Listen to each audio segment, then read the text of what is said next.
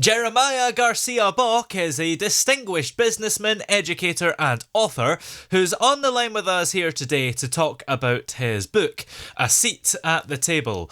How are you today? I'm doing great. How are you doing, Toby? I'm excellent, thank you. Now, you've got this book, of course, called A Seat at the Table. What kind of book is it, and what does it tell us? Well, the book is really about my experience as a Mm, leader, starting out with some of the mistakes I made, many mistakes I made, mm, coming in as an authoritarian, wanting to be the boss, and yeah. telling that tale of how that did not inspire. It actually really repelled a lot of really great talent, Mm, and I lost some good alliances that could have been made. Along the way, and just getting tips and tricks and finding what did work.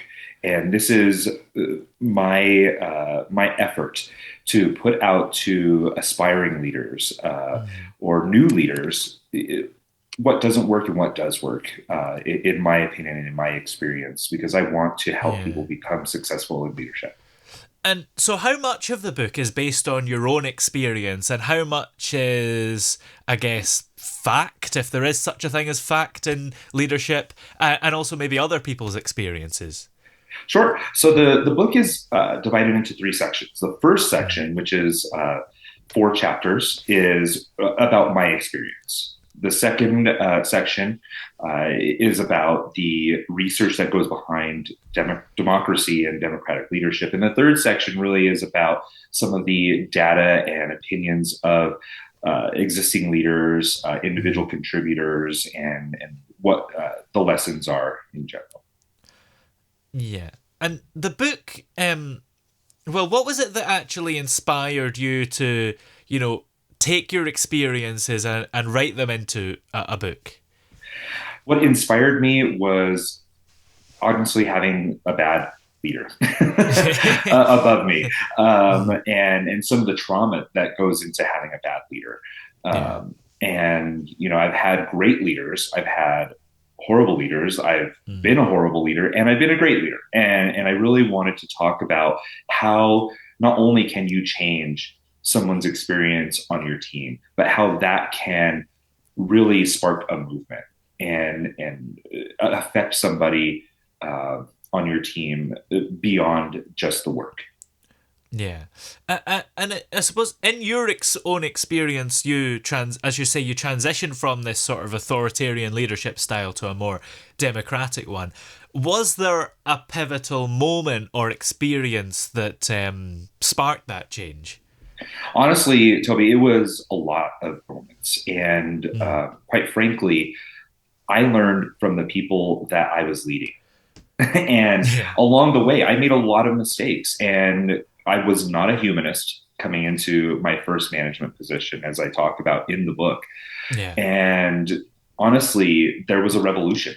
The people that were on my team, my subordinates, if you will, Mm, revolted, and they refused to work, and they told me what they needed. mm, And I'm so glad they did, yeah. along the way. And I made a lot of mistakes, but in the end, I'm really grateful to say that I had some really loyal people that were working for me and with me that stood by and saw the potential in me, and taught me those lessons, and gave me a chance, because then it helped me grow, and we became really successful together. Absolutely. And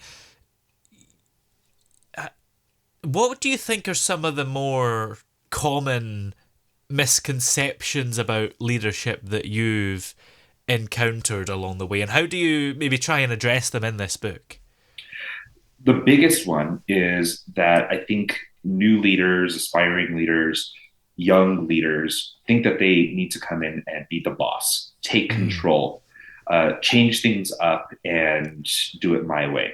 And while that is probably the more traditional view of what it means to be the boss, uh, being the boss is just not necessary if you really want to create sustainable, lasting change or yeah. sustainable, lasting movement. toward an objective. And another really common misconception is that there's one way to lead, and there really isn't. That's why Yeah. there are multiple philosophies around leadership. This is democratic leadership or participative leadership is the one that I feel is the most enlightened, the one that I Mm. feel works best in multiple industries and in multiple environments, and that's what my experience has been. Yeah. And why would you say it is that you're so passionate about leadership? Because I suppose in our lives, we will have encountered lots of people that you could call a leader, but they're probably nowhere near as passionate as you are. They certainly haven't written books about it. You know, my passion for leadership goes back to childhood. I remember, and business in general. I remember being just a little boy, walking around with, just any bag I can get a hold of, and it was my briefcase. And I didn't even Mm. know what being a businessman was. I'm a businessman. That's what I'm going to be. I'm going to wear a suit. And Yeah. then, as a teenager in sports, I became team captain. I became, you know, assistant coach of my track team, and those the amount of fulfillment I got from being able to take my experience and make other people better Yeah. than even I was at what we were doing. It it really it lit a fire under me. And then I Mm. remember, going into professional work in the finance industry and really looking at what our managers were doing with their teams and the results they were getting and the various ways that they were leading. And this was really back in the early 2000s. So Mm. we're going back decades. Um, Yeah. and leadership has changed since then. A lot of philosophies have changed, and people's attitudes toward leadership has changed. But at that time, it really was authoritarian. And so that's what I thought I had to go in with Yeah. to get results. And leadership can be rewarding, as you say, but also it sometimes, I imagine it can be quite challenging. So, what is it that keeps you motivated during the difficult parts of it? And Toby, I've had a lot of those difficult parts, I will tell you. Yes, it is challenging because you're working with a lot of different personalities, right? Every Yeah. individual is different. Even if you are working with people from the same general background, speak the same language, even the same gender. Everybody is different and have different attitudes and opinions toward everything that you're doing. Mm. And that can be challenging. But the important thing to remember is that each of those opinions and viewpoints is valid. And when Yeah. somebody has something to say, it comes from somewhere real, and we have to listen to that. There have been a lot of times that I've discounted what people had to say because of what I perceived as the value in what they were going to say, Mm. and that was a big mistake. Was a really big mistake. And when I started having more of an open forum in my team meetings where everybody had a voice or a seat at the table, Yeah. I saw that the team came alive more and more, Yeah. and what we were doing was more dynamic. And even if the direction we were going in changed, it was for a reason, and we got more. There was more impact in that. Yeah. And you managed to sneak the title of the book, A Seat at the Table, into Yeah. that answer there. What was it that, made you want to call the book that? I wrote the book well before I came up with the title, Mm. and I did sneak the title in, a couple areas thereafter. But Yeah. it really was about everybody having an equal opinion, an equal place Yeah. in the team. And when I was thinking literally, I was thinking about being in a team meeting at a board, at a table where Mm. everybody is sitting there. Well, everybody's equal. Everybody has a seat there, and there's a reason they're sitting there because they are a valuable part of the team. So I need to make sure that everybody has a seat at the table. And I've been part of teams where I didn't have a seat at the table and I didn't feel like I was part of things. Yeah. And how is how can you ensure that every voice on your team is heard and valued? Especially maybe there might be members of the team that, it might be them that feels quite shy or maybe feels like they don't have much to add. All of business really comes down to relationships. And I know that's not a Mm. new concept. I think it's about knowing the individuals before you even go into a meeting or Mm. a huddle or whatever you're doing. You still have to know the individual and have individual contacts with them to know what their comfort level is. Not everybody is comfortable participating in an open forum. I Yeah. can be really shy sometimes, depending on who I'm with, um, Mm. and I may not want to voice it at that time.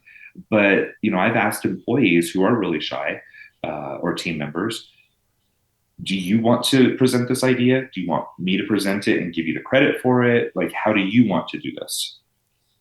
And giving them the choice and the option of how that idea should be put out there, whether it's directly from them openly. Um, but then there are some times, when I'm not getting anything from the team and I'm like, let's just go Yeah. Socratic method and I'm just calling people out, and whether they have something or not, at least I give them choice. Mm. And that's really it, because you are going to have people who want to interject at every point and get have something to say about everything, but Yeah. we have to tamper that down and just make sure everybody has that opportunity at their comfort level. Absolutely. Can democratic leadership be sometimes time consuming? And if so, how do you sort of manage that balance? Absolutely, because it depends on the size of the team. It depends on what you're Yeah. trying to get accomplished. It depends on the temperament of the team and what they, like I said, if you have some people that just have a lot to say all the time, you have to Yes. factor that into what you're trying to accomplish. And I try to consider all of those different factors when I'm coming up with the agenda of a meeting, or when I'm coming up with the breadth of a project, and who's going to be part of an initiative. I try to mix it up, and I try to just consider that maybe we need multiple meetings with fewer topics, where we can talk about things and get things. But if it's a group that is only 3 or 4 people, well, maybe we have a full hour, and we won't even use that time. So it really just depends, and you have to be dynamic with what you're doing as well. Again, there's not one great way to do it, and maybe we do need to continue it on a different day because we ran out of time. But that's a good thing Yeah. because a lot of ideas came out. Absolutely. Well, who would you say is the intended target audience for the book? I mean, is it leaders themselves or is it people who are led or who? I think the intended audience is current leaders, Mm. aspiring leaders, new leaders, people who are being led, because I think it's important to know what goes into leading a team. So Yeah. I think that at any point in my career, had I read this book, I would have been far better prepared to lead a team than having to go decades into my career and learning it on my own through that Yeah. experience. Obviously, experience is the best teacher, but having some kind of guidebook that talks about some of the mistakes you can make and what was learned over time, I think is really valuable. And I think anybody in business leadership, whether you're a leader or somebody being led, could benefit. Absolutely. Well, what's next for you after this book? Do you have any other projects, books, or anything in the works? Oh, I have so many things in the works, Toby. That's all part of my ADHD. So I am currently enrolled in a doctoral program at Capella University, where I did Mm. earn my bachelor and my master's. So I hope to have my doctorate in business administration soon. I would love to teach at the collegiate level. I'm a public school teacher now.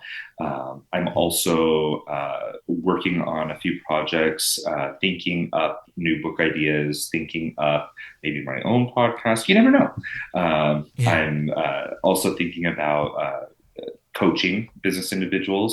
So I have a lot of ideas, a lot of things that I have that I want to accomplish. Exciting. Well, in the meantime, where are we able to connect with you and keep up to date with you and get a copy of A Seat at the Table? Sure. Viewers can or listeners can connect with me through Facebook and Instagram currently. And my name on both of those is Jeremiah or J. Garcia Bock, author, I should say. Mm. And they can connect with me through LinkedIn. I'm the only Jeremiah Garcia hyphen Bock in LinkedIn. They can purchase A Seat at the Table uh, Ah, in ebook and in paperback at both Amazon and Barnes and Noble. brilliant. Well, many thanks for joining us today. It's been great having you on the show. Thank you so much, Joey.